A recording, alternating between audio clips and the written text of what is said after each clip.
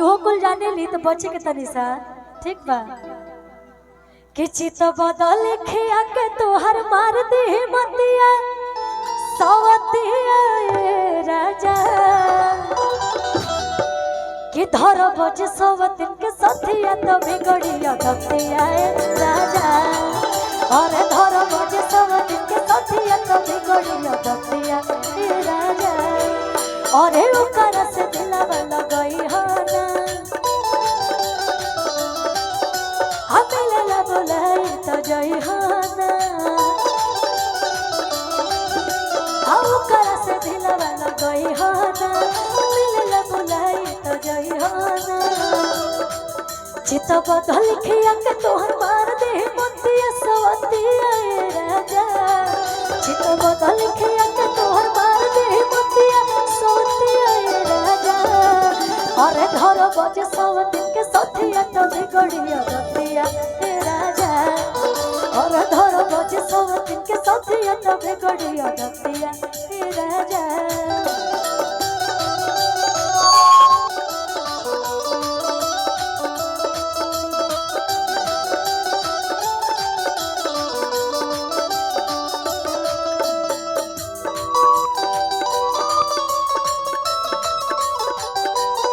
hello लोग क्या बात है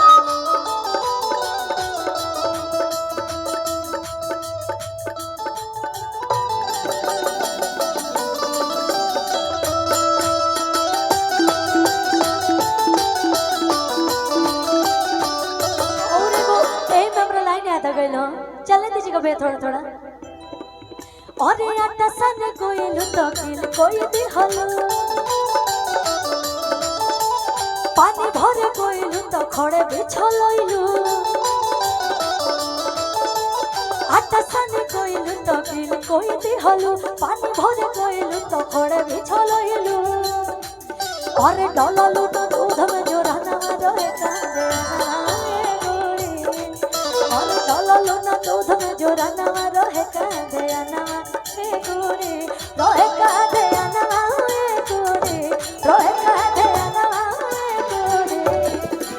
डललु ना दूध में जो रहना रहे कांदे ना गोरी अरे डललु ना दूध में जो रहना रहे कांदे ना गोरी अरे धर बजे सवतिन के सथिया तो बिगड़िया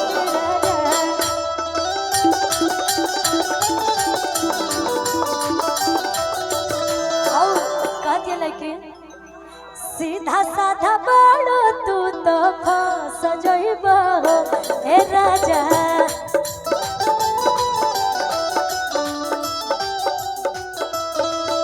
दिलवा के भीतर एकरा बस जइबो ए राजा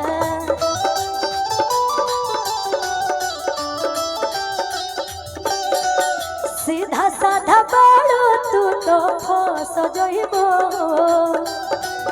दिलवा के भीतर ओकरा बस जइबो अरे मानली हम मतिया भोराई दे मतिया जान ले राजा मानली हम मतिया भोराई दे मतिया जान ले राजा अरे धर बज सवतिन के सथिया तो बिगड़िया दतिया राजा